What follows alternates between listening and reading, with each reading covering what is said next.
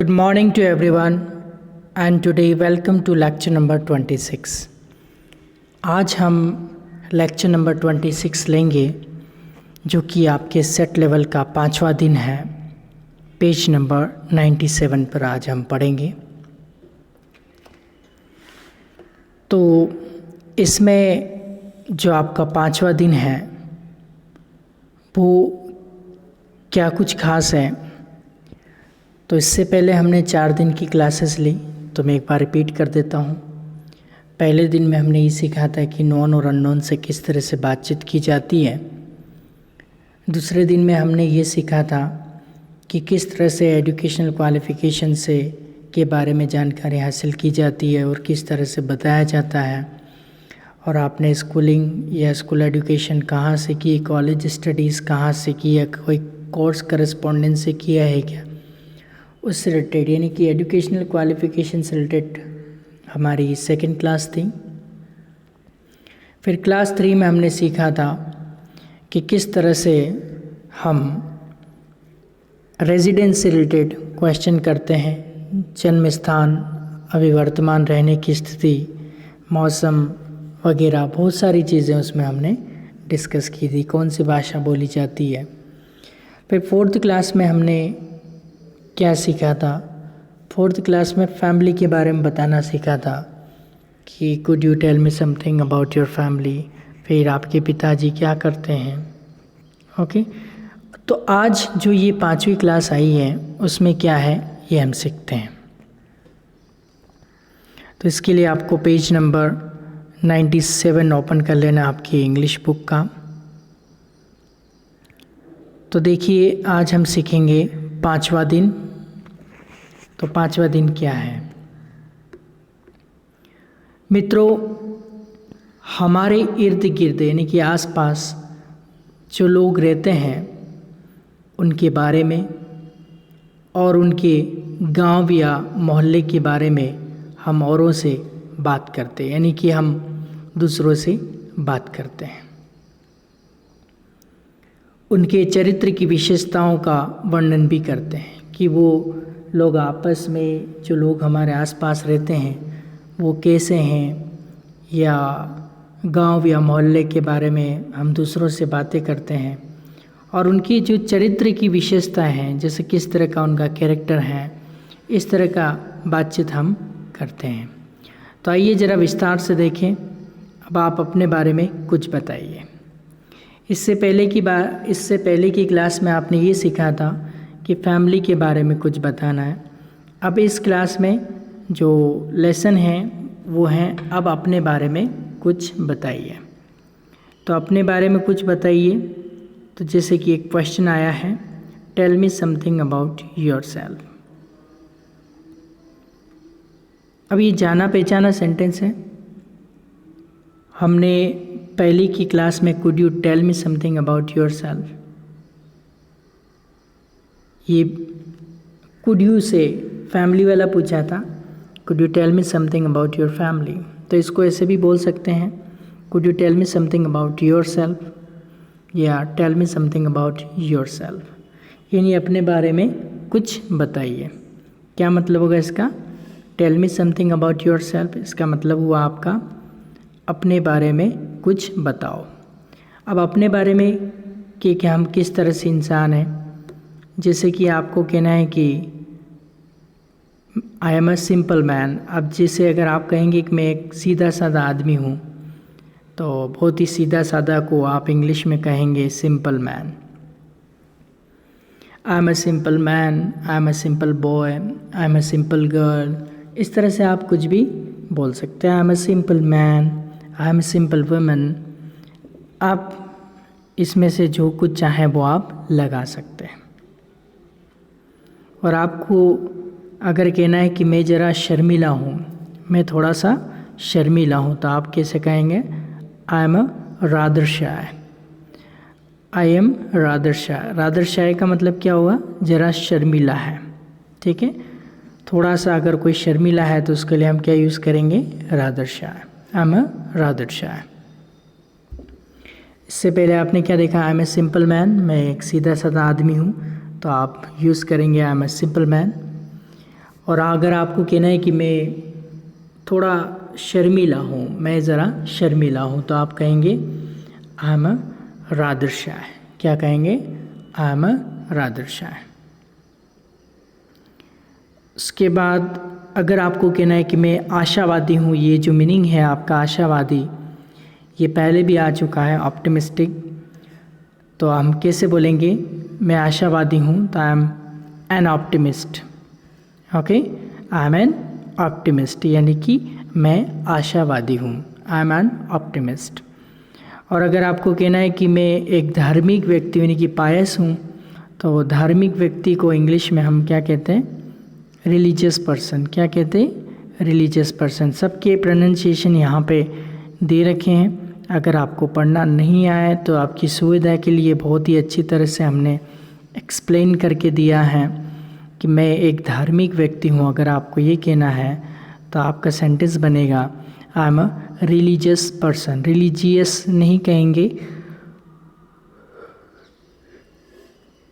ठीक है, आप कहना चाहे तो आप बोल सकते रिलीजियस कहेंगे या रिलीजियस, बात एक ही है, चलेगा। ओके, तो इसमें क्या आया था कि आपने पूछा था कि tell me something about yourself, अपने बारे में कुछ बताइए। तो आपने एक तो कहा था I am a simple man, simple boy, मैं एक सीधा साधा आदमी हूँ, सीधा साधा लड़का हूँ। आई एम रादर शाय, मैं ज़रा शर्मीला हूँ। आई एम एन ऑप्टिमिस्ट, मैं आशावादी हूँ यानी कि उम्मीद रखता हूँ। ऑप्टिमिस्ट का मतलब क्या हो गया? उम्मीद रखता है किसी से, भगवान में आशा रखता है, उम्मीद रखता है। होप कहते हैं ना, होप सस्टेन्स लाइफ, यानी कि उम्मीद पर दुनिया कायम है। तो इसी तरह से ऑप्टिमिस्ट का मतलब क्या होता है? आशावादी। और अगर आपको कहना है कि मैं एक धार्मिक व्यक्ति हूँ तो I am a religious person. तो इसी तरह से यहाँ पे कुछ मीनिंग्स आए हैं, ये मीनिंग हम देख लेते हैं। सबसे पहले जो सीधा साधा होता है उसको कहा जाता है शाय,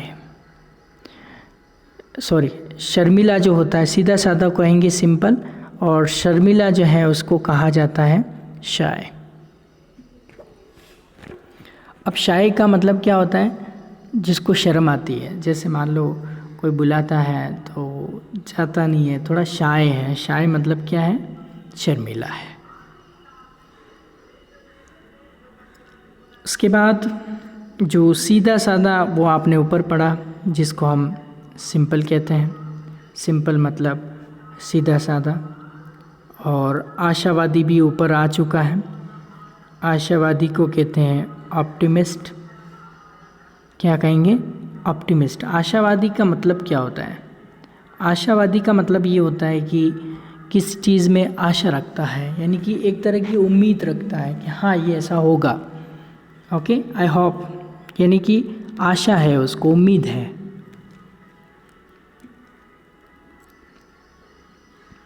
तो दो होते हैं, एक तो आशावादी होते हैं और एक निराशावादी। अब निराशावादी को क्या कहते हैं? पेसिमिस्ट कहते हैं। क्या कहते हैं? पेसिमिस्ट। अब ये आशावादी और निराशावादी, ये जो दोनों मीनिंग है, ये आपकी जो फर्स्ट क्लास की जो प्रैक्टिकल लेसन आया था उस पे भी आ चुके हैं। तो अगर आप ये दोनों मीनिंग देखना चाहते हैं तो जो आपका पेज नंबर 85 जो है उस पे आप इन दोनों मीनिंग को देख सकते हैं, वहाँ भी हमने मेंशन किया था। तो आप ध्यान रखेंगे, आशावादी को क्या कहते हैं? ऑप्टिमिस्ट कहेंगे, और निराशावादी को पेसिमिस्ट कहा जाता है। तो ऑप्टिमिस्ट और पेसिमिस्ट जो होता है एक दूसरे का उल्टा होता है। एक तो उम्मीद रखने वाला और एक जो उम्मीद नहीं रखने वाला, जिसको कोई उम्मीद नहीं है, वो निराशावादी कहा जाता है, यानी कि पेसिमिस्ट कहा जाता है। तो आपको ये दोनों कंप्लीट करना है। ऑप्टिमिस्ट मतलब आशावादी और पेसिमिस्ट मतलब निराशावादी। ये दोनों एक दूसरे के उल्टे हैं, ऑपोजिट वर्ड भी आप इसको बोल सकते हैं। ऑप्टिमिस्ट मतलब आशावादी और पेसिमिस्ट मतलब निराशावादी। ओके, उसके बाद आपने एक मीनिंग और देखा था यहाँ पे ऊपर, धार्मिक रिलीजियस, ये भी आपको समझा चुके हैं।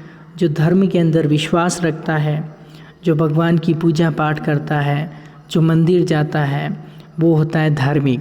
धार्मिक मतलब धर्म से रिलेटेड जो इंसान होता है, धार्मिक कार्यों में आगे रहता है, उसे रिलीजियस कहते हैं। इसको पायस भी बोलते हैं। तो आप रिलीजियस और पायस दोनों ध्यान रखेंगे। पायस जो है आपको आगे की क्लास में बताते हैं। अब एक होता है आलसी।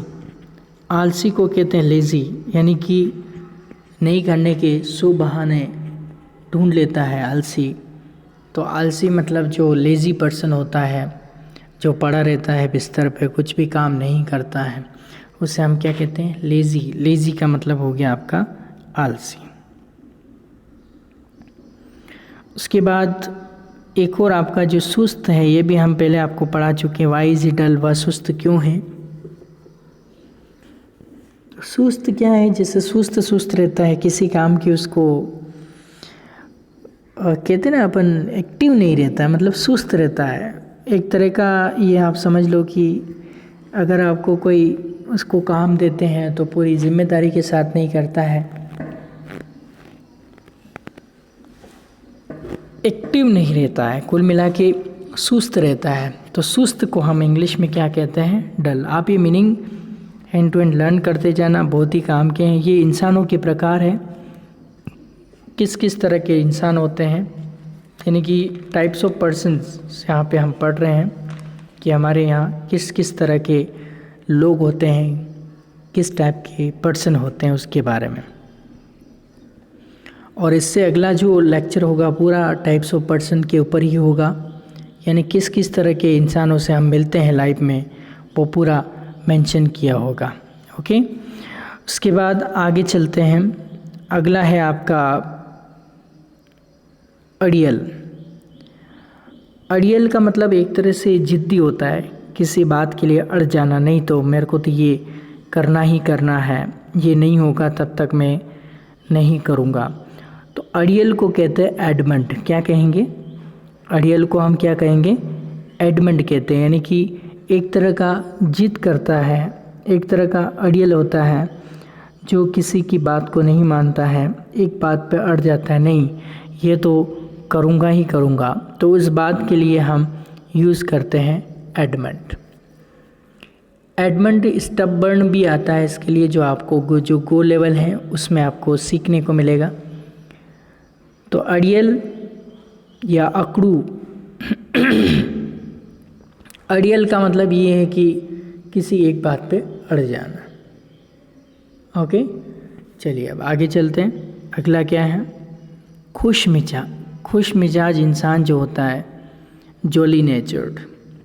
आपने मूवी देखी जोली LLB? तो जॉली नेचर्ड जो इंसान होता है वो कहलाता है खुश मिजाज, यानी हमेशा क्या रहता है? खुश रहता है। उसको चिंता नहीं होती है किसी कोई कुछ बोले या नहीं, कुछ भी करे उससे कोई फ़र्क उनको पड़ता नहीं है। तो जो खुश मिजाज इंसान जो होता है वो हरदिल लजीज होता है, और ईश्वर ने केवल इंसान को ही हंसने की कला दी है। आपने किसी गधे को हंसते हुए नहीं देखा होगा। तो आप खुश मिजाज जो हैं, यानी कि जॉली नेचर्ड, उसको हम कहते हैं जॉली नेचर्ड। उसके बाद जो मेहनती है, मेहनती को हम कहते हैं हार्ड वर्किंग। जो बहुत ज़्यादा मेहनत करता है उसे हम क्या कह सकते हैं? Hard working. उसके बाद प्रसन्न चित्त, हमेशा खुश रहता है, वो चीयरफुल, यानी हंसमुख। हंसमुख जो होता है यानी प्रसन्न चित्त, उसे जैसे हंसमुख या खुश मिजाज को जॉली नेचर्ड भी कहते हैं। और चीयरफुल मतलब प्रसन्न चित्त एक मुद्रा होती है, जैसे आपने रामायण देखी होगी लॉकडाउन पीरियड में, तो राम का जो फेस होता है वो चीयरफुल रहता है। तो चीयरफुल, हमेशा चीयरफुल रहता है, हमेशा उनके चेहरे पे एक प्रसन्न चित्र मुद्रा, हमेशा पोस्चर जो होता है वो चीयरफुल होता है, यानी कि हमेशा वो मुस्कुराते ही रहते हैं। उसके बाद अगला जो आपका आ रहा है वो आपका है कठोर। कठोर को इंग्लिश में क्या कहते हैं? कठोर को कहते हैं स्ट्रिक्ट, कहते हैं ना स्ट्रिक्ट है, काफ़ी स्ट्रिक्ट है। तो कहने का मतलब जैसे आप लोग भी बात करते होंगे कि हमारे प्रिंसिपल सर बहुत स्ट्रिक्ट है, हमारे जो मैम है वो बहुत स्ट्रिक्ट हैं, हमारे साइंस वाले टीचर बहुत स्ट्रिक्ट हैं, हमारे मैथ वाले टीचर बहुत स्ट्रिक्ट हैं। तो स्ट्रिक्ट का वर्ड हम कहाँ यूज़ कर सकते हैं? किसी इंसान की कठोरता बताने के लिए, यानी कि जो बात है वो है, स्ट्रिक्टनेस उसमें है, यानी कि कठोरपन है। उसके बाद जो अगला मीनिंग आपका आ रहा है वो है दयालु। अब दयालु क्या होता है? काइंड, दया करने वाला, कि यार चलो बेचारा ये ऐसा हो गया तो इसको ऐसा कर देते हैं, यानी कि दया देखते हैं किसी के ऊपर, तो वो क्या होता है? काइंड। काइंड मतलब क्या होता है? दयालु। ठीक है। उसके बाद अगला जो मीनिंग है वो भोला भाला। भोला भाला यानी कि कहते हैं ना गाय है बिल्कुल भी सीधा, बहुत ही सिंपल सादा, भोला भाला, जिसको इंग्लिश में हम कहते हैं इनोसेंट। इनोसेंट दो जगह यूज़ होता है, एक तो बेकसूर के लिए भी यूज़ करते हैं इनोसेंट, और एक भोला भाला जिसका कोई अपराध नहीं है बेचारे का, उसको भी हम इनोसेंट बोल सकते हैं। तो आप देखिएगा कि जो कोर्ट कचहरी में जाते हैं और कोई जो अपराधी होता है, क्रिमिनल होता है, वो बेकसूर साबित हो जाता है, यानी उसका कोई दोष नहीं होता है, तो उसको भी इनोसेंट कहा जाता है। तो इनोसेंट के दो मायने हैं, एक तो भोला भाला कोई व्यक्ति होता है उसके लिए भी यूज़ किया जाता है, एक बेकसूर के लिए भी हम इनोसेंट यूज़ करते हैं, यानी कि उसको दोनों जगह आप यूज़ कर सकते हैं। इसके बाद विनम्र। विनम्र मतलब होता है सबमिसिव, बहुत ही विनम्र, यानी कि पोलाइट, उसको इंग्लिश में कहते हैं हम सबमिसिव। क्या कहेंगे?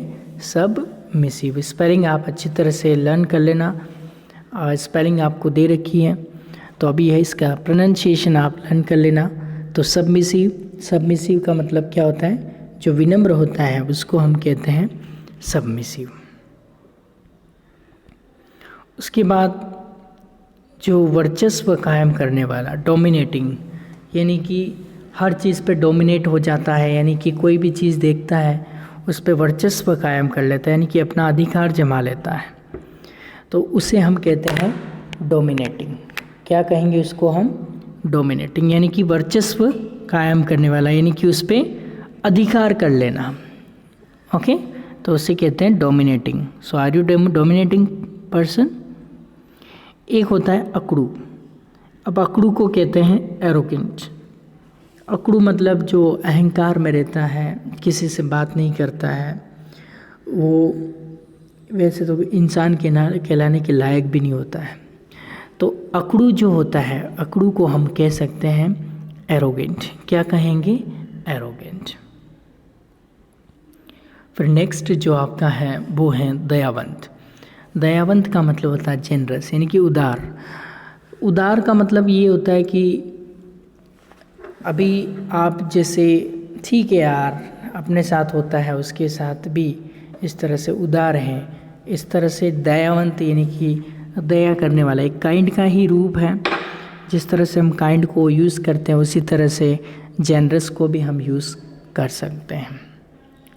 दयावंत यानी कि दया करने वाला, जेनरस। उसके बाद सम्मानित, ऑनर्ड, इसको ओ से पढ़ा जाता है, एज का एज यहाँ पे साइलेंट रहता है, हॉनर्ड नहीं पढ़ेंगे, ऑनर्ड। क्या पढ़ेंगे इसको? ऑनर्ड। अब ऑनर्ड का मतलब क्या हो गया? सम्मानित। तो सम्मानित को हम क्या कहते हैं? ऑनर्ड। उसके बाद ह्यूमिलिएट। ह्यूमिलिएटेड का मतलब क्या होता है? अपमानित। किसी का अपमान करते हैं तो वो ह्यूमिलिएटेड क्या कहलाएगा? ह्यूमिलिएटेड। अपमान करने को क्या कहते हैं? ह्यूमिलिएटेड। ये बहुत ही अच्छा मीनिंग है। जैसे मेरे फ्रेंड्स आए तो आपने बर्थडे में जो उनके फेस पे केक लगाया तो ह्यूमिलिएट किया उनको, तो ह्यूमिलिएटेड हो गए वो, यानी कि अपमानित हो गए। तो अपमानित यानी कि ह्यूमिलिएटेड। और किसी से न दबने वाला, यानी कि कोई भी आ जाए उससे कोई फ़र्क नहीं पड़ता है, किसी से दबता नहीं है। तो इनडोमिटेबल, वैसे इंग्लिश में हम क्या कहेंगे, इनडोमिटेबल यानी न दबने वाला। यानी आप कहते ना कि ये इससे दब जाएगा उससे दब जाएगा, किसी से नहीं दबेगा, तो उससे हम क्या कहते हैं, इनडोमिटेबल। क्या कहेंगे उसको, इनडोमिटेबल। याद कीजिए इसको, इनडोमिटेबल इसका मतलब क्या हुआ, किसी से न दबने वाला। ओके, इसके बाद आगे चलते हैं, गर्विला। गर्विला मतलब प्राउडी, जो अपने आप में प्राउड फील करता है वो प्राउडी, गर्विला। उसके बाद शर्मसार, शर्मसार, अशेम्ड। शैम और अशेम्ड, ये शैम मतलब शर्म और अशेम्ड मतलब शर्मसार। शर्मसार कर दिया यानी कि हमारा नाक कटवा दिया, ऐसे बोलते हैं यू अशेम्ड। अशेम्ड मतलब होता है शर्मसार। इसके बाद अगला जो है यहाँ पे आपका लालची।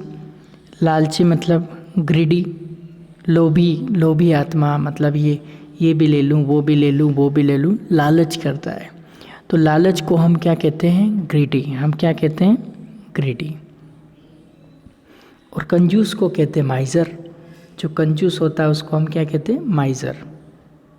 जो मक्खी जूस यानी कि कंजूस जो होता है वो बिल्कुल भी पैसा खर्च नहीं करता है, हर जगह पैसे बचाने की कोशिश करता है। तो कंजूस, कंजूस को हम इंग्लिश में क्या कहते हैं, माइज़र। क्या कहेंगे, माइज़र।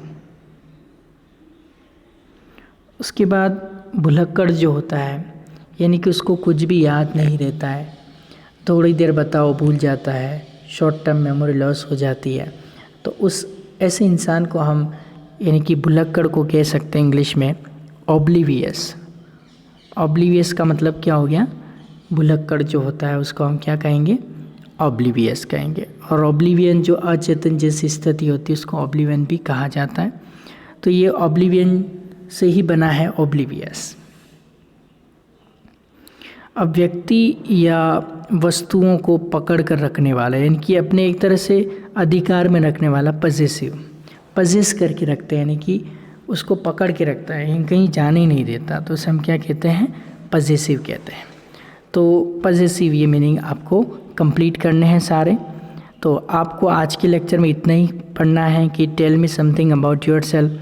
तो आई एम करके आपको कुछ भी जोड़ लेना है, जैसे I am shy, I am simple, I am an optimist, I am pessimist, I am religious, I am lazy. और क्या बोल सकते हैं, I am dull, I am advent, I am jolly natured, I am hard working, I am cheerful, I am strict. फिर I am kind, I am innocent, I am submissive, I am dominating, I am arrogant, I am generous, I am honored, I am humiliated, I am indomitable, I am proudy, I am ashamed, I am greedy, I am miser, I am oblivious, I am possessive। इस तरह से कुछ भी एक प्रश्न का उत्तर यहाँ पे आपको बताया। तो उत्तर में बहुत सारे ये आपको लर्न करने हैं। आपको कहाँ तक लर्न करने हैं आज के लेक्चर में, यहीं तक लर्न करने हैं, यहाँ तक, ये पूरा पोर्शन। इसके आगे आपको नहीं देखना है, इसके आगे आपको अगले लेक्चर में बताएंगे। तो tell me something about yourself का के आंसर हैं ये सारे, आई एम करके। Okay, so that's it for today's lecture. Till then goodbye and take care.